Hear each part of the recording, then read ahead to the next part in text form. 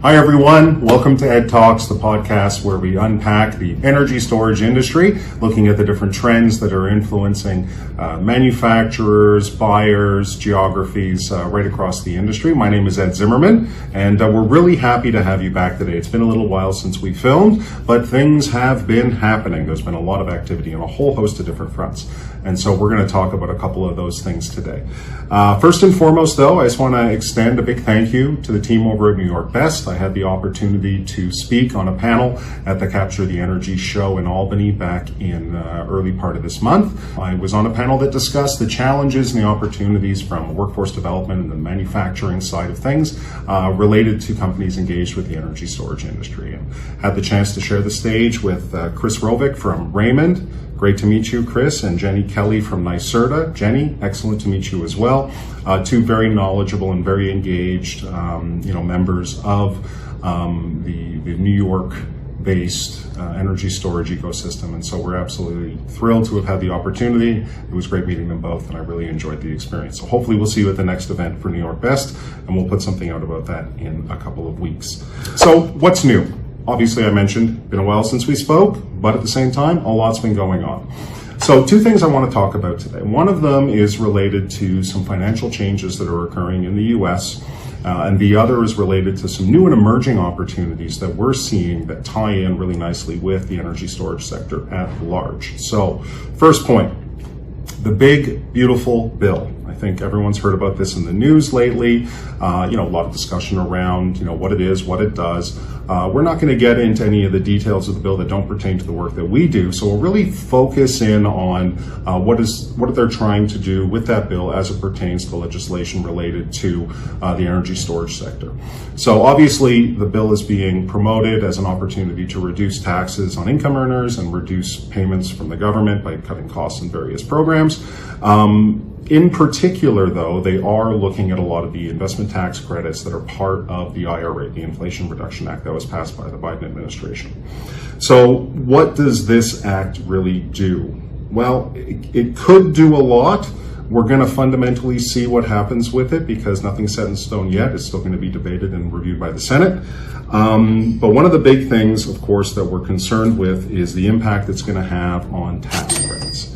The IRA really was built around the concept that products built in the United States would be eligible for investment tax credits for homeowners, from businesses, for utilities. What this bill seems to be working towards is either introducing new limits on those or removing some of those tax credits entirely. Now, I think in some jurisdictions this really isn't going to matter all that much. If we look at places like Texas, the Sun Belt, sort of the northern part of the Midwest, where solar and wind have really established themselves as very, very dependable and economic sources of energy, I don't think there's really anything that can be done from a legislative perspective that's going to turn the heat down in those areas. I think they're going to continue to invest in renewables, and they're going to continue to require energy storage systems similar to the work that CMP does with its clients in order to store that power and then distribute it when it's needed. The fear really is going to be for new companies that are seeking to enter this industry space. Some of the tools that were available to them previously are more than likely going to be eliminated. New projects in jurisdictions where the financial aspects of the installation may be somewhat dependent on tax credits in order to be viable. I think we're going to see some struggles in that space, which is really unfortunate because a lot of those jurisdictions, they're wholesale committed to embracing some of these technologies. They just needed a little bit of help as the industry continues to develop. Some of that's going to disappear. Most of this really applies to programs sort of from the middle of this year, 2025 and onward. A lot of the stuff that's already been approved is going to remain sort of on track and on course, and so they'll still be able to leverage the full scope of the benefits. But for new opportunities, more than likely, it's going to become more challenging. Also, there's sort of new regulations on what will and will not be accessible for investment tax credits. The big ones are really related to foreign ownership. So any organization that is installing these systems, building these systems, what have you, there are going to be new rules on foreign ownership related to those. And so if you have foreign investors in your organization or foreign investors in your project, you're going to have to reevaluate sort of the financial structures there to ensure that you're still going to be eligible for those tax credits, which is possibly problematic. And then the other part of it is foreign sourcing of certain critical materials and certain manufacturing processes. Now, this is the one that's really put a lot of the industry on edge, I think. If we look at where batteries are coming from, if we look at where, major equipment in the form of, BMSs and, major grid tie equipment like transformers, switch gears, fusing systems, a lot of that stuff is coming either directly from foreign entities or with a significant proportion of the content coming from foreign entities. Under these new structures, they're going to become less eligible, perhaps ineligible, even if a product is manufactured in the United States. And so really unpacking that and understanding what the overall consequences of that are is going to be very, very important. And of course, we're keeping an eye on it. It depends on what comes out of the Senate, right? We have this bill that has now passed Congress. It's going into the hands of the senators. They're going to be reviewing it, making changes of their own before it ends up on the president's desk for signature.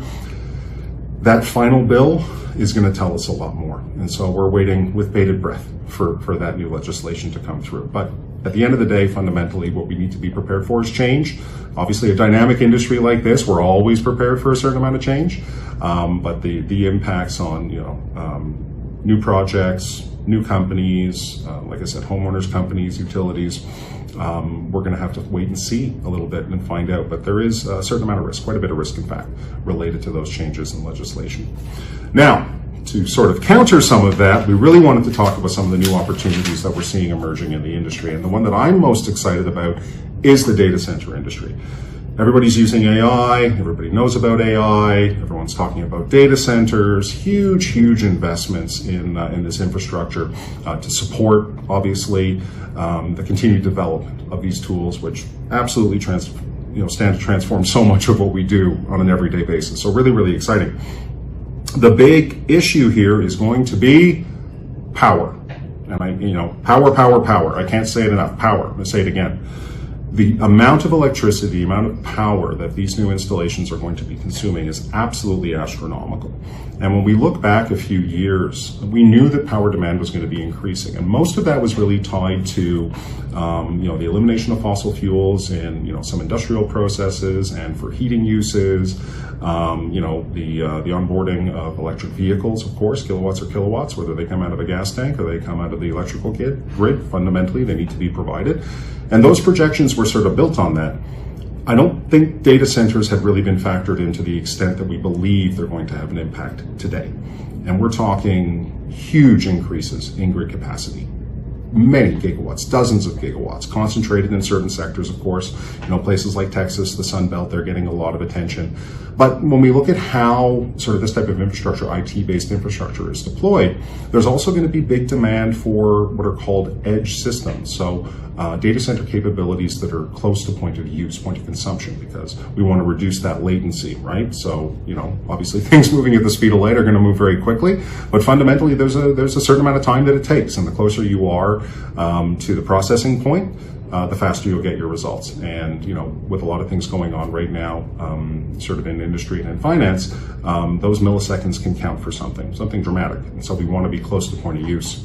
So, the power demand is going to be increasing sort of differently across the country, but it's going to be increasing universally. The magnitude will change, but the demand for new power sources is not going to change. And so the big focus of a data center show that I went to in Washington, D.C. in mid-April, Data Center World, excellent show, highly recommended to anyone who's interested in learning more about the industry. It was all about power. Small modular reactors, micro modular reactors, gas turbines, in front of the meter, behind the meter, energy storage, all of these things were being discussed. And there's a couple of key takeaways that I think are really important. So I'll just speak really quickly about the nuclear stuff. There's going to be a lot of activity on the R&D side. Systems probably aren't going to be commercially available until the early 2030s. And so, we sort of have that in the pipeline, and it's really exciting because it does stand to offer some, pretty dramatic improvements. That being said, it's still 5-6+ years away. So we can't count on it today. So what does that leave us with? It leaves us with using the current grid a little bit more efficiently. Not sure there's much to be squeezed out of that. And it also leaves us with other sort of competing technologies. Traditional renewables, big data center users. There's very few industries for whom time is money more than a data center provider.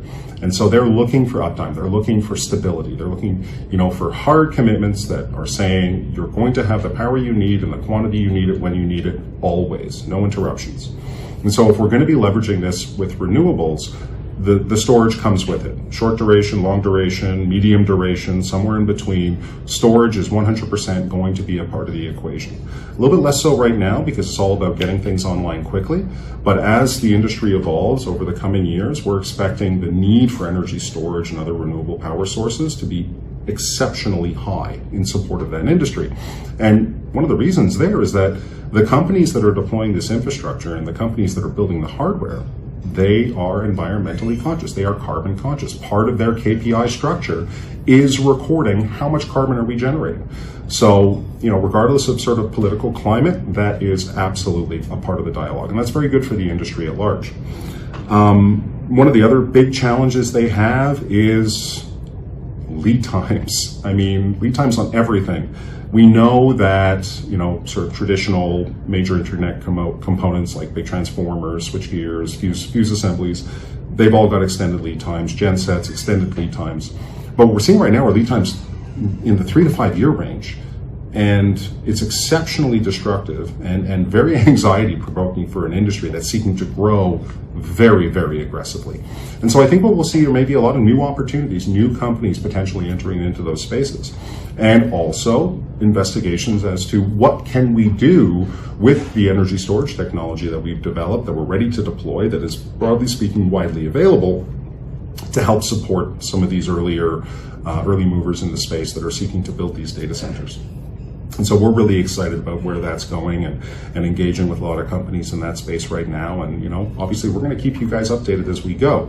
But really fundamentally data center, it's about power. They want energy storage solutions of different flavors to satisfy that need. And I think that's going to be a big part of the demand growth in the industry, especially when we look sort of, we've got the big grid scale players right now. But there's a lot of opportunities sort of on the C&I commercial industrial side, and I think a lot of that is going to be anchored in data center demand. So very, very exciting. Exciting for us and exciting for our clients, and hopefully exciting for you guys at home. Just sort of wrapping things up, we wanted to touch on 2 things today. From a legislation perspective, the big beautiful bill, certainly anxiety provoking. That being said, I think there's still, very, very strong demand, but we're going to have to really keep an eye on that to see how that evolves and, what does that do to players in the industry right now, and what new opportunities potentially does it create for companies that do want to come in perhaps to address that critical mineral and critical process side of things that I mentioned earlier. And then the second point, data centers, big demand for power. We're expecting that to be a major driver of growth in the sector. Like I said, we're very excited about it. The systems that we design for our clients have always been sort of anchored in deployability and speed and getting online and running very quickly. It's never been more true than now. These data centers, from the day they start to the day they finish and plug themselves in, they want to get it done as quickly as they possibly can. Because like I said, for them, time really is money. And we want to be there to support them as well. So we hope to speak with you again very soon. Thank you for joining us again today. Like and subscribe. If you have any questions, comments, whatever, we would love to hear from you. If there are any topics you would like us to speak about, by all means, share them. My producer over here, she always on my case about new and interesting topics. So today we elected to cover 2 of those, and looking forward to some suggestions from you, our viewers, on what to discuss next. So thank you so much. We really appreciate having you again today, and until next time, thank you very much.